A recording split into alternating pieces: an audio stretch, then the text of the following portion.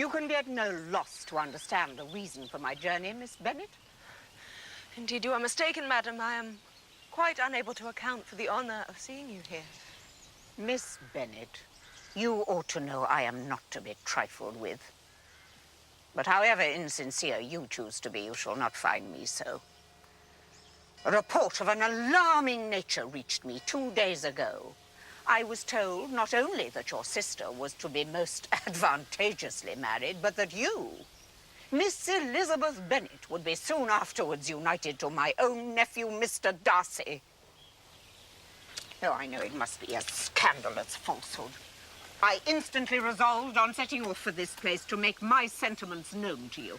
If you believed it to be impossible, I wonder you took the trouble of coming so far. What would your ladyship propose by it? At once to insist upon having such a report universally contradicted.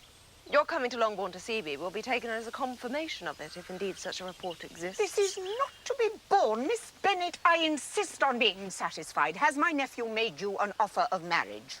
Your ladyship has declared it to be impossible. It ought to be so. But your arts and allurements may have made him forget what he owes to himself and all the family. You may have drawn him in.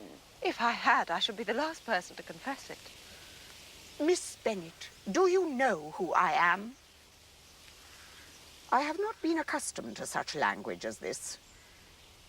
I am almost the nearest relation he has, and I am entitled to know all his nearest concerns. But you are not entitled to know mine, nor will such behavior as this induce me to be explicit.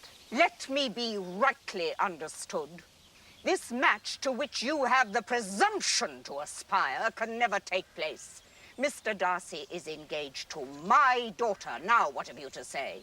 Only this, that if he is so, you can have no reason to suppose he'll make an offer to me. The engagement between them is of a peculiar kind. From their infancy, they have been intended for each other.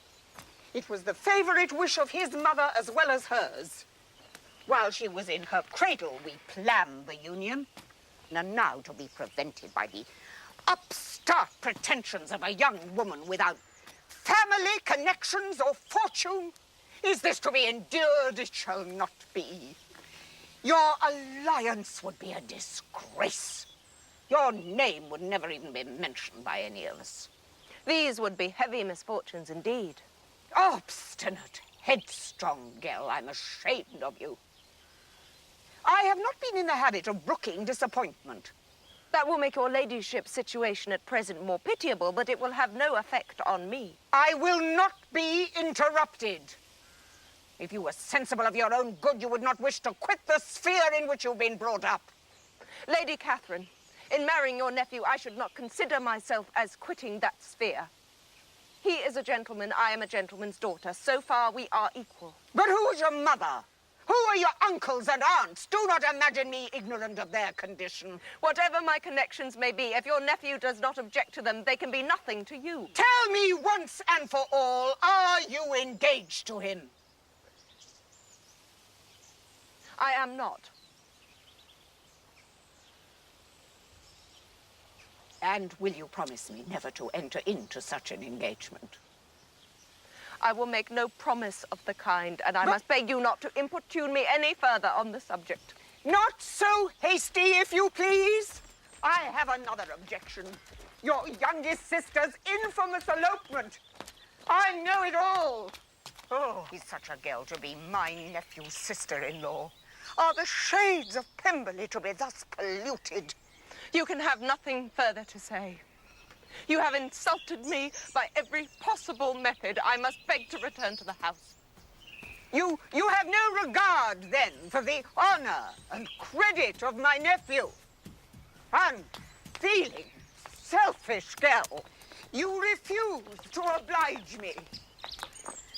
You refuse the claims of duty, honor, gratitude. You are determined to ruin him and make him the contempt of the world.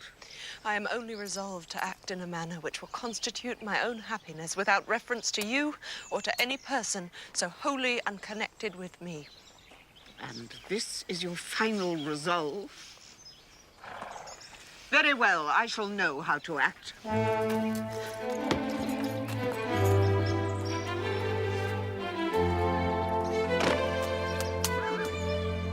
I take no leave of you, Miss Bennet.